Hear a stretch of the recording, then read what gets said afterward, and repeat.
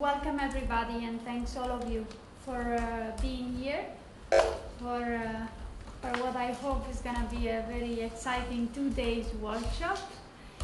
And it's a pleasure for me that all of you finally made it, and I hope we can come out with exciting new action plan for the global sense-making community and our research interests.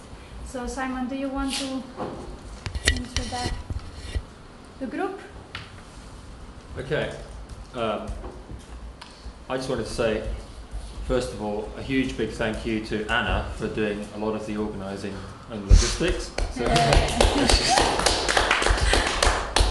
and I wanted to also just let's see. I don't know how much of this will come out on the old screen here. There we go. Not too clear, but I was going to just stick up a couple of slides, which I know you can hold that. We'll find a better solution for this. Okay. Well, we can do it like this. Let's just move it back. That'll kind of do the job. Okay.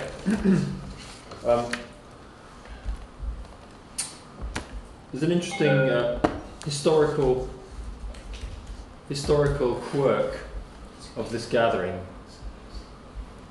and that is that who can name this space? Anybody recognise this chap? No, I saw him.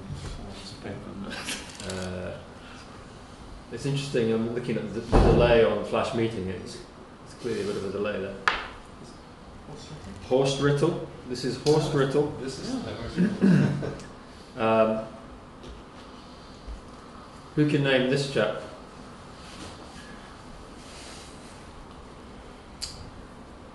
Melvin Weber. Yeah. As in Rittel and Weber's Dilemmas in a General Theory of Planning, where they introduce the wicked nature of working in complex socio-technical fields such as urban planning. Sorry, this slide for some reason isn't coming up on Flash meeting. I have no idea why. Anyway, I'm going to keep going. These slides can be made available afterwards. Now, turns out, as you'll note, that Melvin Weber was also a professor of city planning at UC Berkeley. And if we go to Weber's Wikipedia page, he died in 2006. You'll notice that his first major contribution was to theories of urban planning and so forth. Also known for his work with Berkeley colleague Horst Rittel. And he was later involved in the development of public transport, apparently regretting the car-focused implications of his early work. One of the most developed examples of his ideas is the design for Milton Keynes. Milton Keynes is a classic case study in urban planning. Anna was hosting students from her previous course who were over here visiting the city and looking at this example of Weber's theory of a devolved radical grid plan for Milton Keynes. And so here we are. Now everything is connected. Now it's all connected. I had to end it up here. Here we are in the vision of Weber, of Horst and Rittel and Weber. The A should be a light bulb, really, shouldn't it? Yes, the A should be a light bulb. That's right. That's right. And a final little thought is we are, of course, looking ahead to the COP15 conference and figuring out how we might relate to that. And one way we can think about COP15 is